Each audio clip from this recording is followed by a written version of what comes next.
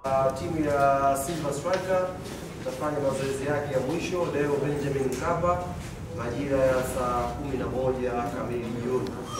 Muda ambao waandishi tutapata dakika 15 za kwanza kuweza kukava hiyo story. Tangazo la pili ni kuhusu siku ya mchezo kwa maana ya kesho kwa Benjamin Mkapa. Kwa mujibu wa vikao ambavyo tumefanya na wenzetu wa ulinzi na usalama katika wakulinzi wa uwanja Benjamin Mkapa, tunakubaliana mambo yafuatayo. Kwa kuwa mchezo wa kesho hakuna kiingilio, mageti yatafunguliwa saa 4 kamili asubuhi. Mageti yatafunguliwa saa 4 kamili asubuhi. Na mageti yatafungwa saa 8:30 mchana. Yatafunguliwa saa 4 kamili asubuhi na mageti yatafungwa saa 8:30 mchana.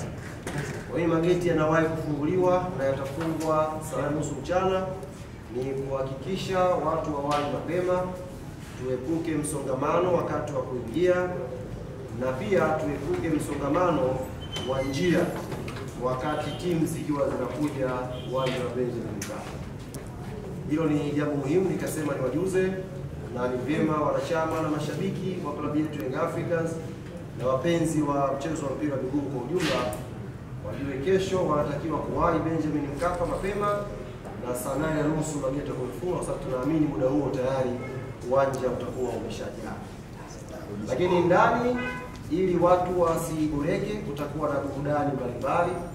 Tutakuwa na listi ya DJs ambao watakuwa watuburudisha kutusogeza mpaka muda wa saa 9:30 ambapo taratibu za mchezo zitakuwa zinaanza sasa kuelekea saa 11 kwenye mchezo. Nje ukifika asubuhi, tumefungua mageti mengi pasavyo, lakini kutakuwepo na magari maeneo ya karibu na kuingia uwanjani. Hapa gari tutakwenda kuyapiga picha na asubuhi tutakwenda kuonyesha maeneo ambayo tumeyaweka. Kwa mujibu wa taratibu za pale sasa hivi, ukifika unatakiwa upite kwenye ile gari.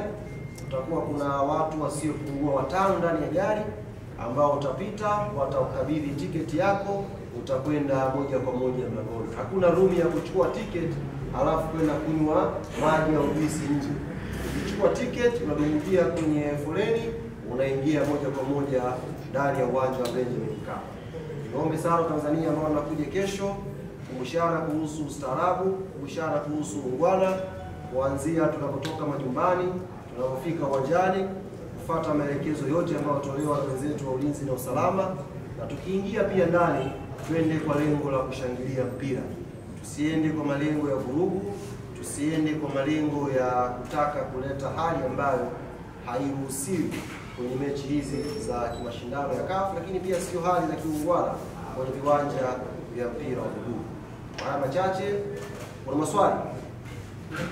Maswali kwa upande wa huku Yanga? Hapo. Umesema watu waende kwa lengo la ustaarabu. Tunafahamu mashabiki wengi wenye milengo tofauti wanaweza wakaenda kesho, ambao wanaweza siwe mashabiki labda wa Yanga. Sasa mnatoa tahadhari gani? Kwa sababu wapo labda wengine wanaweza kuchafua labda brand yenu, kusema labda kuuzamilia kufanya vitu fulani kwa sababu sio mashabiki labda wa timu yenu. Kufanya vitendo visivyokuwa vya ungwana uwanjani havibebi taswira ya timu yoyote duniani. Vinabeba taswira ya mashabiki wahuni ambao sio wastaarabu. Na sisi Yanga, ukiangalia kwenye michezo yetu yote ambayo tumecheza katika misimu hii ya hivi karibuni, hakuna kitendo cha vurugu uwanjani. Na katika mechi hizo mashabiki wa timu nyingine pia huwa wanaruhusiwa kuingia kwenye mchezo. Sisi hatujawahi kumpiga shabiki na hatutampiga shabiki ambaye sio wa Yanga ambaye amekuja kuangalia mpira. Hata Silver Strikers wana mashabiki wao. Kuna Wamalai wanaishi hapa Tanzania, watakuja kuiunga mkono timu yao. Hao pia wanatakiwa wawe wastaarabu. Tuje pale, tufurahie mchezo, na mwisho wa siku atakayekuwa bora atapata matokeo mazuri, tunakwenda nyumbani tukiwa salama. Mpira tunakwenda kushindana kwa dakika 90. Zikiisha dakika 90, kila mmoja anatakiwa akumbuke usalama mwenzake, turudi nyumbani tukiwa salama. Swali la pili, hakuna. Nashukuru sana ndugu zangu waandishi wa habari kwa kuja. Tunatakie pia majukumu mema. Utambulisho wenu utatolewa kesho saa 2 asubuhi hapa makao makuu ya klabu ya Dar es Salaam. Asante sana.